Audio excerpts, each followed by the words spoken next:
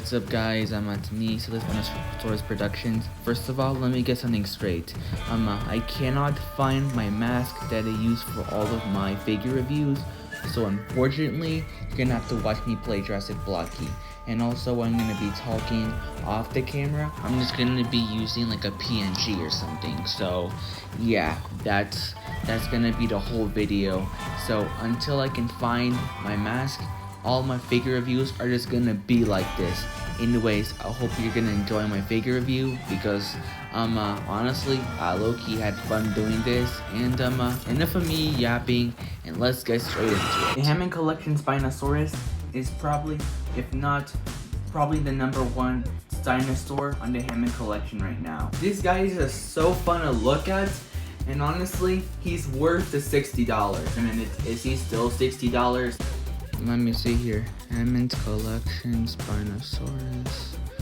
Huh, it's still $60. Stability on this figure is just so clever and amazing and well thought out. They painted the face so well, and they did the exact same thing with the spine. I also just love the red on the tail over here, and also love the beige color on his belly. I also love the dark colors over here to show the shadows.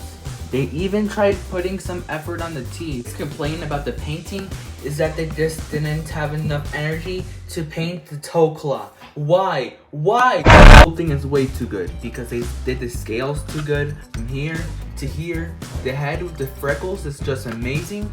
And even the tail is good. Painting and sculpting just click together like Legos, and it just makes the figure even better. It's time for the articulation. Joint over here that connects the neck to the body, which can swivel a little bit and can look up and down. Here's the thing though, since I played this toy way too much, it's now so loose, this joint. So if any of you in the comments have an idea of how to make it more stiffer, please, I am begging you, because this makes me so mad. It's almost impossible to pose the figure now, all because of this one tiny little mistake that I did. And I wish there was a way I could just make it more stiffer now, because my goodness, it's so loose. There's another joint over here on the neck too that connects the neck to the body, and you get the idea. Basically, you just push it down so you can look down a little more. It's so hard to do it with one hand. There are two parts of the head that can open. First part being the bottom part, second part being the upper jaw, or the head, or whatever you call it. I don't know dinosaur anatomy. Together you can open his mouth really wide. The point about the head though is that if you look at it at a certain angle, he just looks dead. But if you look at it over here, you can kind of see his pupil. But hey, that's nothing compared to the Hammond collection Tyrannosaurus Rex. Mouth articulation wasn't enough for you? Well, you can also pose the tongue. You can also open out his elbow, and also since it's connected to some kind of joint, you can 360 it. And also same thing over here, which you can also 360. And also same with this arm, which can move up and down, and you guessed it, can also 360. Same thing with the other arm, and also it can bend up and down, and it has some pretty good articulation. I just wish they could have made the arms a little more bigger, more specifically the hands. Because first of all, I just want to recreate that one scene where the Spino breaks T-Rex's neck. The legs has a pretty okay spread. Also, the leg has a nice 360 ratchet joint that you can do a 360 on. So you can bend at the knee just like this. Also a little bit of a swivel right here, but it's very stiff. Also try to bend at the shin over here. Also you can bend over here at the foot and over here. And there's a little swivel over here and another swivel right over here. Forgot to mention something. If you ever get the Hammond collection Spinosaurus, just know that there's some assembly required, because there's also the tail that you have to put back together.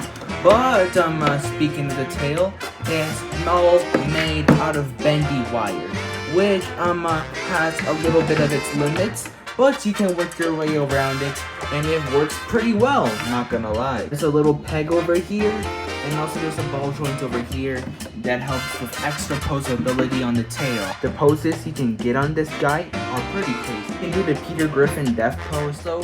I was able to make him do the Godzilla dance pose. Also, yes, you can make him stand upright.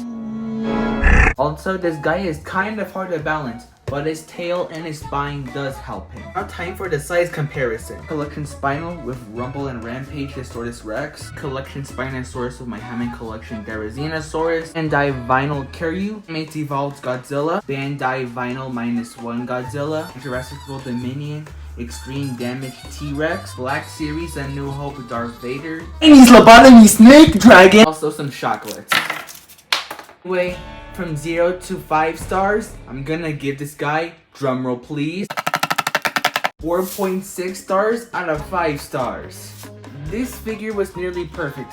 My only problems were they could have made the eyes a little better. For some reason they didn't paint this last toe claw. Torso articulation. I feel like they could have made the tail instead of bendy wire with different segments. Something similar like an SH Monster Arts figure. It's a pretty well made figure, and if you want to start your Hammond collection, I wouldn't recommend this one be the first thing that you get, but I will say that it's worth the $60. Anyways, I hope you enjoyed this video, and until next time, see you later. Goodbye.